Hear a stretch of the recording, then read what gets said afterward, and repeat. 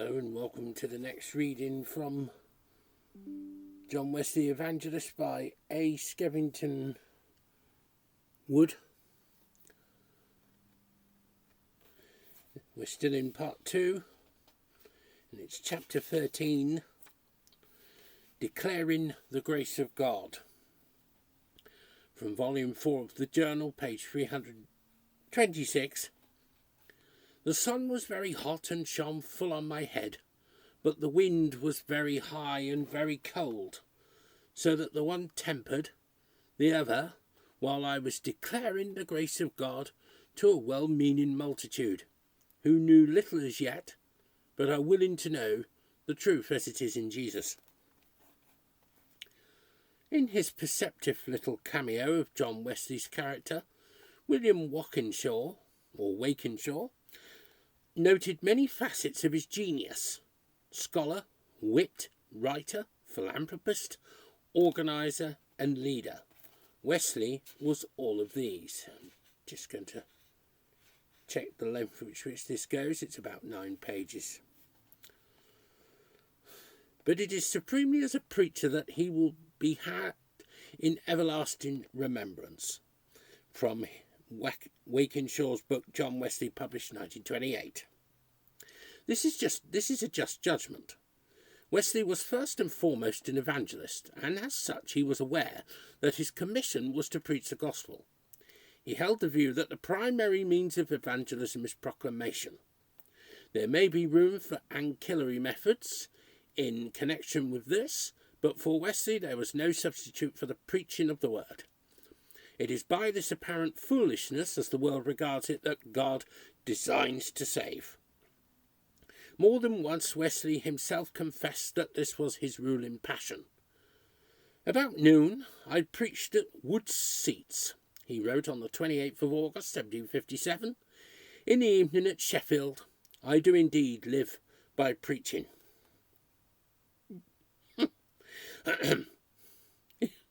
And there was no doubt in his mind about the aim of his message. In his earnest appeal, he recalled an encounter he once had with a confessed atheist. He said to Wesley, "I hear you preach to a great number of people every night and morning. Pray, what would you do with them? Whither would you lead them? What religion do you preach? What is it good for?" Here is Wesley's reply. "I do preach to as many as desire to hear every night and morning. You ask what I would do with them. I would make them virtuous and happy, easy in themselves and useful to others. Whither would I lead them?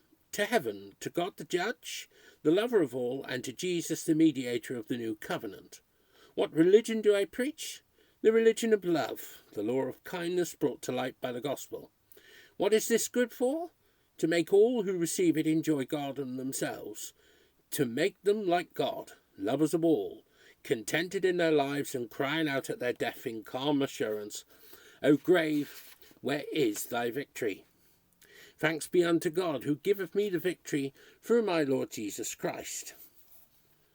That's from his An Earnest Appeal to Men of Reason and Religion, 1744, in volume 8 of his works. Wesley constantly reminded his preachers that they had nothing to do but save souls, in his book Large Minutes, 1789, from the Works, volume 8. What he impressed on others, he first exemplified himself. He was not only a preacher, but essentially a gospel preacher. In a letter to his brother Charles, dated 26th of April, 1772, he put the matter quite bluntly. "Your business as well as mine is to save souls. When we took priest's orders, we undertook it to make it our one business. I think everyday loss which is not, mainly at least, employed in this thing. Sum totus in illo. I am completely committed to this." And totus in illus, one business, an allusion to the form and manner of ordering of priests in the Book of Common Prayer. And of course, Horace's Satires, Book 1, page 9.2. The 9 is in Latin numerals, IX. In view of all of this, we make may be surprised to learn that in Wesley's day there were those who nevertheless considered that he failed to preach the gospel.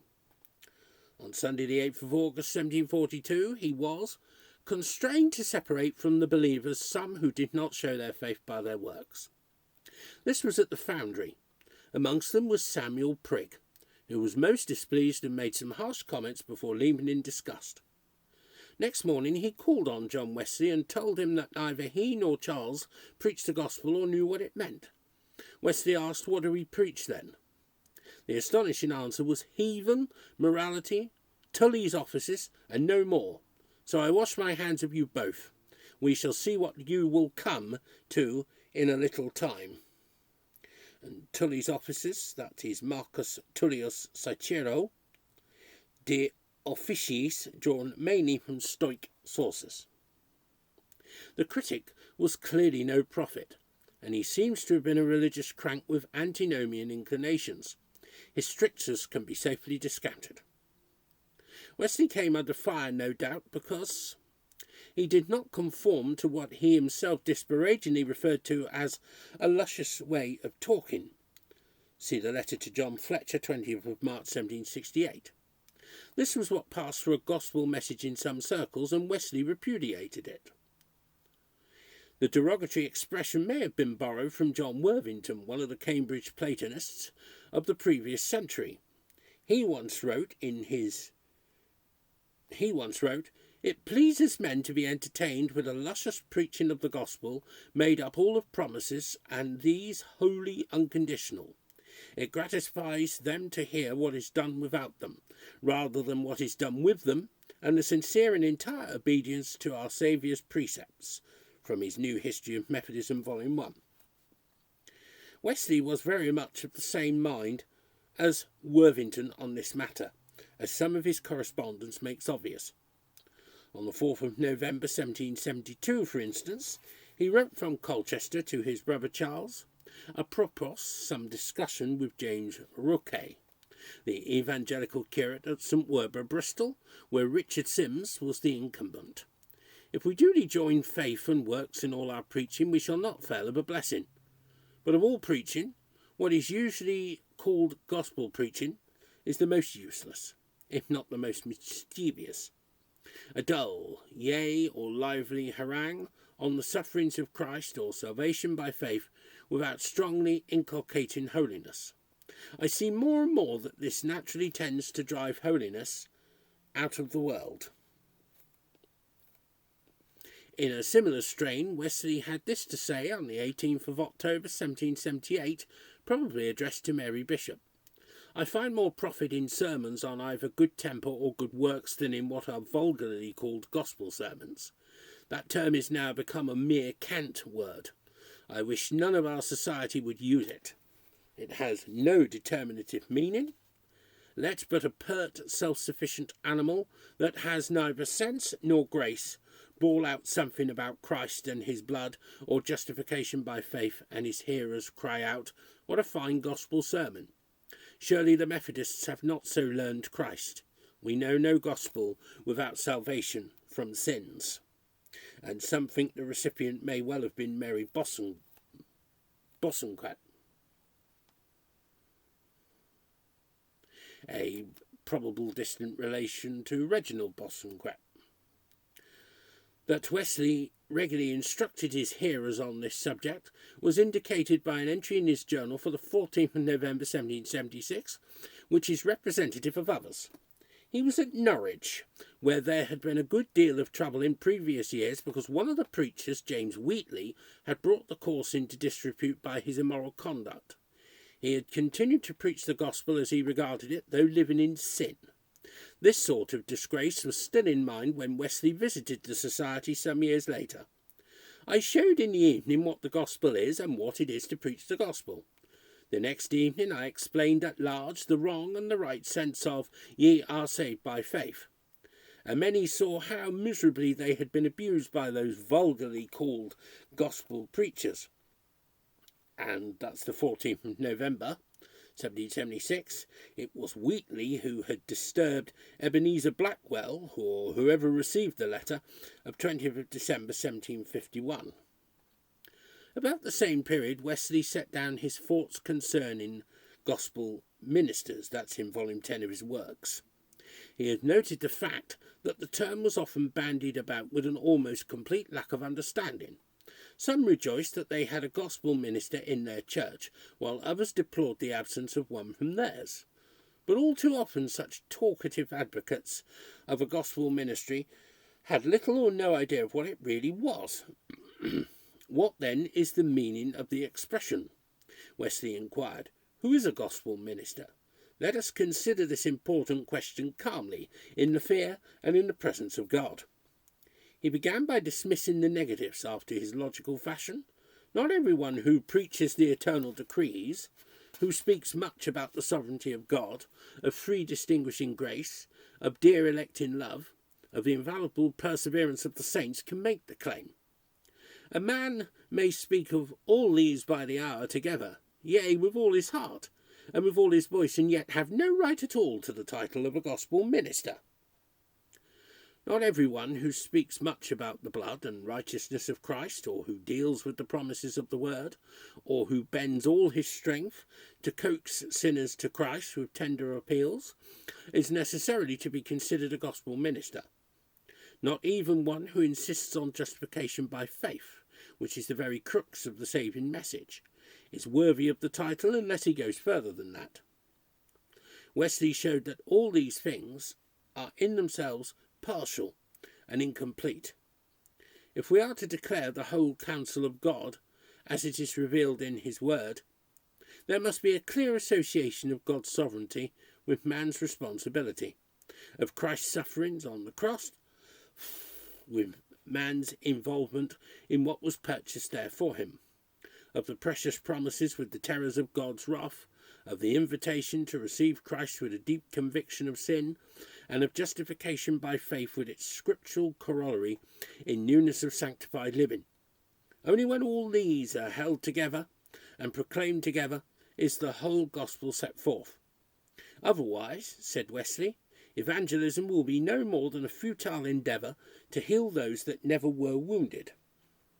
This little-known tractate of Wesley's supplied a pungent corrective in his day, and will in ours if taken to heart.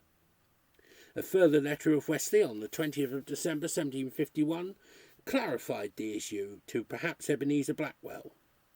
The recipient may well have been Ebenezer Blackwell, as Telford surmised, but more recent scholars are inclined to think otherwise. Wesley spoke from his own experience as an evangelist and described the kind of preaching he had found to be most effective in leading to conviction of sin and genuine repentance.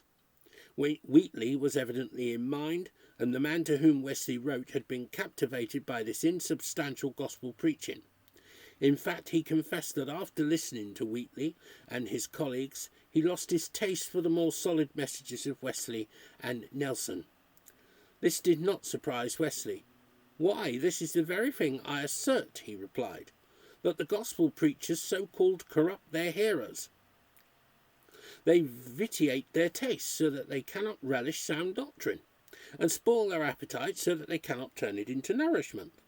They, as it were, feed them with sweet meats, till the genuine wine of the king, as it were, feed them with sweet meats, till the genuine wine of the kingdom seems quite insipid to them. So I've read that line twice.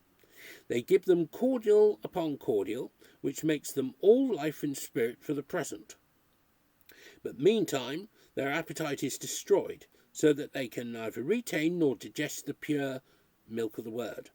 Hence it is that, according to the constant observation I have made in all parts, both of England and Ireland, preachers of this kind, though quite the contrary appears at first, spread death, not life, among their hearers. As soon as the flow of spirits goes off, they are without life, without power, without any strength or vigour of soul, and it is extremely difficult to recover them, because they still cry out cordials, cordials, of which they have had too much already, and have no taste for the food which is convenient for them. Nay, they have an utter aversion to it, and that confirmed by principle, having been taught to call it husks, if not poison. And in the same letter, Wesley described Wheatley's preaching as an unconnected rhapsody of unmeaning words, and likened it to Sir John Suckling's verses, smooth and soft as cream, in which was neither depth nor stream. This is so relevant still that we find it hard to believe that it was written 200 or so years ago, and more, 200 years ago from the time of this book. So this was published in the 60s, so it was the 1760s. As we now go on to look at Wesley as a gospel preacher, we must realise that he was so in the scriptural sense and not according to the all too common image. Wesley was far from being what so many imagine an evangelist is like. He was equally far from being what, unfortunately, some who have assumed the name of evangelist are like. He was a gospel preacher in the line of St. Peter and St. Paul, of Augustine and Chrysostom, of Bernard and Francis, of Luther and Calvin, of Baxter and Bunyan, of Weishart and Welsh. If we are to reconstitute the picture of Wesley, the evangelist in action, we must say a word about his pulpits. We've already listed the many places where he preached. Often his pulpit was a purely natural one, but whenever practicable he preferred that something should be prepared for him. It was necessary for him to be raised above the level of the congregation, especially in view of his tiny stature. If he was not on a hillside or a rock, or speaking from a window, a balcony, a gallery, or on the steps of a building or a market cross, he required elevation. This was most frequently supplied by a chair on which he would stand. At Nenagh, in Ireland, one day in 1749, one spring day in 1749, 12th of May according to the journal, he was urged to preach by one of the dragoons stationed in the town. I ordered a chair to be carried out and went to the marketplace, he reported. In Edinburgh in 1786, the 28th of May, on Castle Hill, the chair was placed just opposite the Sun. And after the mob had attacked the house where Wesley was staying at Bolton in 1749, John Bennett and David Taylor succeeded in pacifying them. Then Wesley himself walked down into the thick of the crowd. I called for a chair, the winds were hushed, and all was calm and still. My heart was filled with love, my eyes with tears, and my mouth with arguments. They were amazed, they were ashamed, they were melted down, they devoured every word. What a turn was this! That's the 18th of October, 1749. Some of these chairs still survive. There is one in the pulpit at Wesley Chapel, Bloxwich, from which the evangelist is reputed to have preached at Oldbury in 1773. It is strongly built with club feet at the front.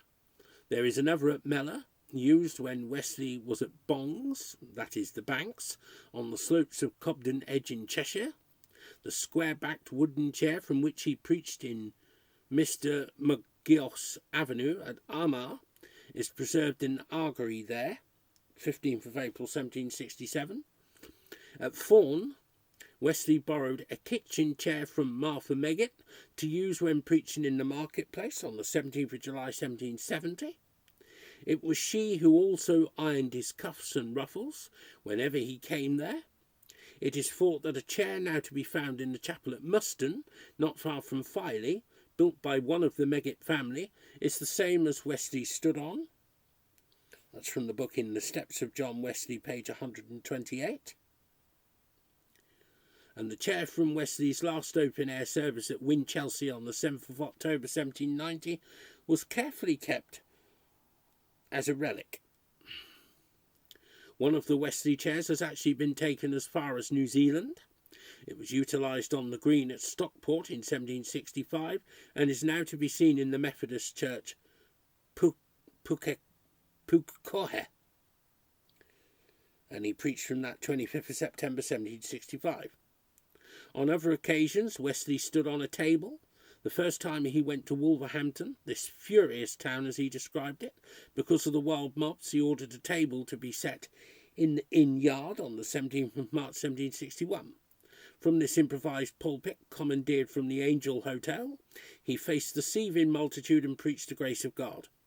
At Guisborough, he went into the marketplace, and there a table was placed for him. on 22nd of June 1761. At Buncloddy in Ireland, a little ugly scattered town but delightfully situated, he had a somewhat discouraging experience in July 1769 on the 13th of July. I did not find 5 persons in the town would come a bow shot to hear, so I ordered a table to be set in the street, and a few slowly crept together. They were as quiet and seemed as much affected as the trees. It was altogether different at Cockhill in 1778, 19th of June. Lost my place. I preached here at the bottom of the garden. The table was placed under a tree, and most of the people sat on the grass before it, and everything seemed to concur with the exhortation, "Acquaint thyself now with him, and be at peace." Sometimes the mob threatened to overturn the table, as happened on Southernhay Green in Exeter on the 29th of September 1762, and Wesley felt it prudent to withdraw. At Osmotherley in Yorkshire, he spoke from the ancient 5-pillared barter table in the marketplace. That's according to Gill's book in the Steps of John Wesley. A desk is mentioned in a few instances in the journal, and in others a platform. For example, the 20th of April 1742 at Brentford, 16th of September 1743 at St Ives, and the 22nd of July 1759 at Haworth. At Seaton, a mining village near Whitehaven in Cumberland, Wesley described how the poor people had prepared a kind of pulpit for him, covered at the top and on both sides, and had placed a cushion to kneel upon of the greenest turf in the country. 2nd of June 1752. On one of his Irish tours he preached near the ancient fort at Kinsale. The soldiers soon cut a place with their swords for Wesley to stand on the grassy slopes of a hollow, screened from both wind and sun. 25th of September 1752. In Glasgow he had the use of a small tent, a kind of moving pulpit covered with canvas at the top, behind and on the sides. 19th of April 1753 and also 1st of June 1753. At Terryhugan the people erected a similar windbreak, and the same was done at North Shields. Terryhugan was 5th of April 1769, North Shields was the 7th of June 1786. How did Wesley attract his congregation? As time went on, he was so well known that it was enough that word was passed round that he was due to preach. But in the pioneering days it was sometimes hard to gain a hearing and even to draw a reasonable company. Wesley had none of the advantages of 20th century publicity techniques, and none of their disadvantages either. For the gathering of these crowds, Wesley employed none of the familiar modern devices, explained Dr. W.H. Fitchett. There were no advertisements, no local committees, no friendly newspapers, no attractions of great choirs. It is a puzzle still to know how the crowds were induced to assemble, for Wesley gives no hints of any organisation employed. His hearers seemed to wait for him, to spring up before him, as if at the signal of some mysterious whisper coming out of space. It must be remembered that this was evangelism in the context of revival, and the Spirit himself was moving everywhere. There were, however, problem situations now and then. Wesley does not seem to have been deterred by them. At 6 a.m. on the 10th of June 1757, he and his comrade William Coward went to the market house at Kelso. We stayed some time, and neither man, woman, nor child came near us. At length I began singing a Scotch psalm, and 15 or 20 people came within hearing, but with great circumspection, keeping their distance as though they knew not what might follow. But while I prayed, their number increased, so that in a few minutes there was a pretty large congregation. 10th of June 1757. At Wooler next day Wesley wrote, "I stood on one side of the main street near the middle of the town, and I might stand, for no creature came near me till I had sung part of a psalm. Then a row of children stood before me, and in some time about 100 men and women." That's 11th of June 1757.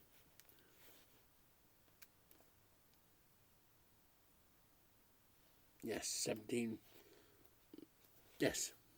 There were rare occasions, and it is noticeable, that they took place in the border country where reticence was a trait.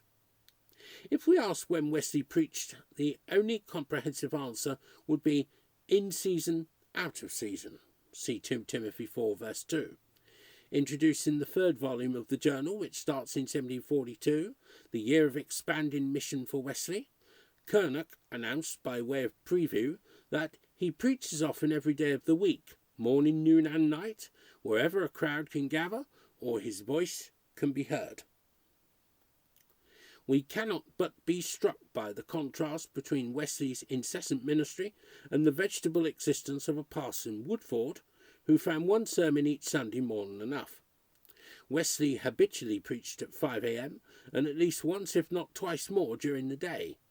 Only by such early meetings could he catch the workers before they went off to the mine or the forge, the mill or the farm.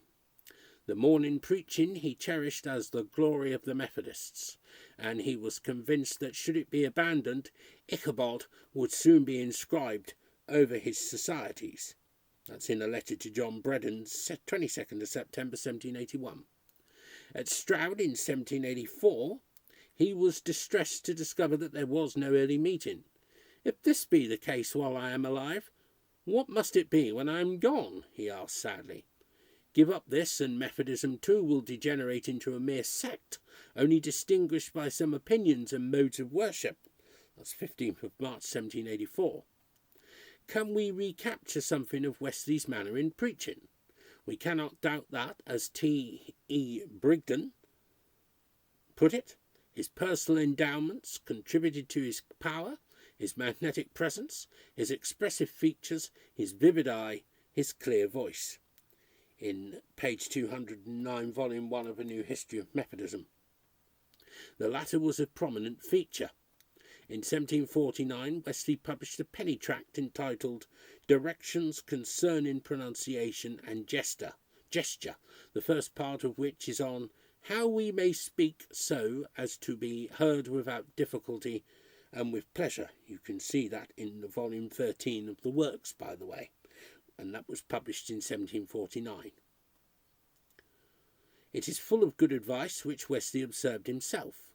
The first business of a speaker, he insisted, was that he might be heard and understood with ease. A clear, strong voice was an asset, but even those not naturally endowed could cultivate distinctness by paying attention to the basic rules of elocution. Wesley warned against the chief faults of speaking either too loud or too low, too fast or too slow, in a thick, cluttering manner, or worst of all, speaking with a tone squeaking, singing, theatrical, or whining as the case might be. Wesley's own voice was as clear as a bell, and endowed with unusual carrying powers. After preaching once on Brown Hill, Birstall, he asked someone to measure the ground, for he had noticed that some of his hearers were sitting on the side of the opposite ridge. It was no less than 84 yards, yet no one had missed a word he said. That's 5th of April 1752. At St. Ives, one windy September day, he was afraid that the roaring of the sea might drown his voice, but he was enabled to make everyone hear. 13th of September 1760. At Leominster he was preaching from a tombstone in the churchyard. The multitude roared on every side, but my voice soon prevailed, and more of the people were melted down, till they began ringing the bells. But neither thus did they gain their point, for my voice prevailed still. Then the organs began to play Amen. 14th of August 1746. Eventually Wesley withdrew to the Corn Market, but not before demonstrating that he would compete vocally with most distractions. At Freshford, near Frome, he conquered the church bells again, and an old man who was extremely deaf told his neighbours with delight that he had heard every word. 25th of September 1767. At Chapel in the Frith, the miller near whose pond the congregation was standing tried to drown Wesley's voice by letting out the water with a tremendous gurgle, but even that failed to prevent the people hearing. 28th of April 1745.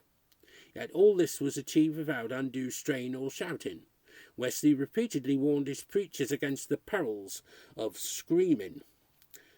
To John King, 28th of July 1775, scream no more at the peril of your soul.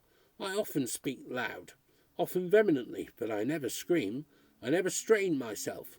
And to Sarah Mallet, 15th of December 1789, never scream. Never speak above the natural pitch of your voice. It is disgustful to the hearers. In the little tract already referred to, Wesley went on to deal with gesture, which he strikingly described as the silent language of face and hands. He gave detailed instructions which made it clear that he had little use for windmill preachers who attempted to recompense their lack of unction with gesticulation.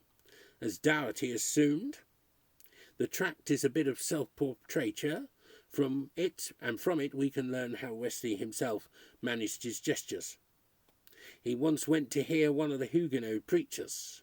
He clearly disapproved of his Gallic animation. I have sometimes thought Mr. Whitfield's action was violent, but he is a mere post to Mr. Caillard. 24th of June 1750. There are several preaching portraits of Wesley by eminent artists, one of the most notable being by the academician John Russell. In his monumental survey of church history, Monsieur Daniel Rupes gives us a verbal picture of Wesley which is true to life. I'm not sure if that's Monsieur or Mr.